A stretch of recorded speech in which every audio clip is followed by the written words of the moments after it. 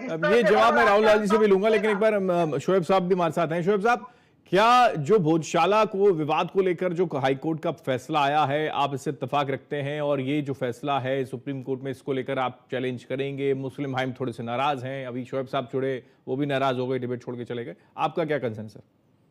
देखिए सर, ऐसा है कि ये जो मामला है ये आज से नहीं चल रहा, बहुत पुराना चल रहा था मामला।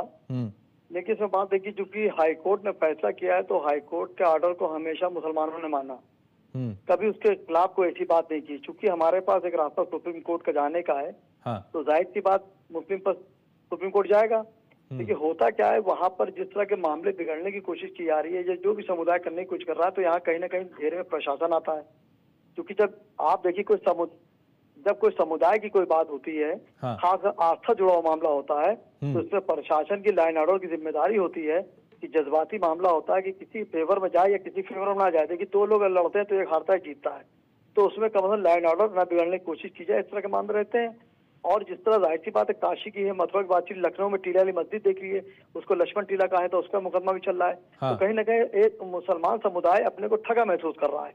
अगर आप ये देखिए 1947 के बाद से 2026 चल रहा है, इस बीच में मुसलमानों को हर पार्टी ने सिर्फ वोट बैंक समझा, किसी ने कम किसी ने ज्यादा। आज मुसलमानों की अक्सरियत हिंदुस्तान में कुछ नहीं 30% से 35% के करीब है।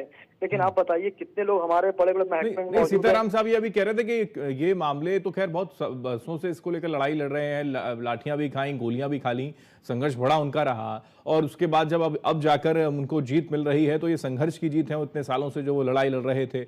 लेकिन सरकार का भी इसमें रोल है, अगर मजबूती के साथ पक्ष रखा जाता, क्योंकि एक तो सरकार ऐसी भी थी, उनके बड़े बड़े दिग्गज नेता कहते थे कि राम के अस्तित्व पर भी हम नहीं मानते हैं, तो ये फर्क है। देखिए सर, यहाँ पर देखिए जब आस्था की बात आती है, जाहिर सी बात संघर्ष कर रहे थे, करना चाहिए, उनका राइट है। हाँ। ऐसा नहीं है। हाँ। लेकिन जो मुल्क में जो संविधान होता है, तो संविधान से अलग हट के कोई नहीं आ सकता। हाँ, तो संवैधानिक तरीके से आ रही सारी चीजें। नहीं तो मैं वही कह रहा हूँ, मैं कह रहा हूँ मैंने संविधान को माना, हाईकोर्ट में मैं अपनी बात सही से रख नहीं पाया या उसका निर्णय दूसरी तरह आया, मेरे पास कॉपी बस अनकरीब आने वाली है, कल ही ऑर्डर आया है, जाहिर सी बात है। तो उसके ऑर्डर को पढ़ेंगे, देखेंगे किस रीजन को क्या तथ्य दिखाए गए, कुछ नहीं दिखाए गए, कुछ जो हमारे कागजात थे उसको हाई कोर्ट के जज ने नजरअंदाज करा कि नहीं करा, उसको तैयारी के बाद जाहिर सलमान खुर्शीद। शोएब साहब एक थोड़ा सा सवाल बड़ा जो पेचीदा है, या फिर ये कहें कि बहुत ज्यादा चुभने वाला भी हो सकता है, कि क्या ऐसे जो फैसले आ रहे हैं, आपने कहा कि हम अपने आप को ठगा सा महसूस कर रहे हैं, लेकिन क्या ऐसी स्थितियां हैं जहां पर सनातन के निशान मिल रहे हो, चाहे वो मथुरा हो या फिर ज्ञानवापी हो या फिर अभी भोजशाला और इसके अलावा संभल, तो क्यों नहीं भाईचारे की मिसाल पेश करके कर दिया जाए कि भाई आपका है, ना कोर्ट कचहरी के चक्कर लगाए जाए?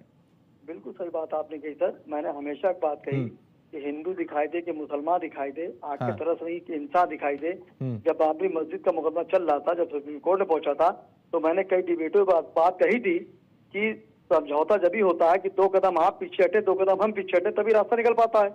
अगर मिसाल दे रहे हैं कि मेरा दूसरा समुदाय अगर हार जाएगा तो सुप्रीम कोर्ट नहीं जाएगा, उन्होंने बिल्कुल जाऊंगा। तो मैं समझता हूँ जाहिर सी बात है, इसमें पहल दोनों करनी होगी।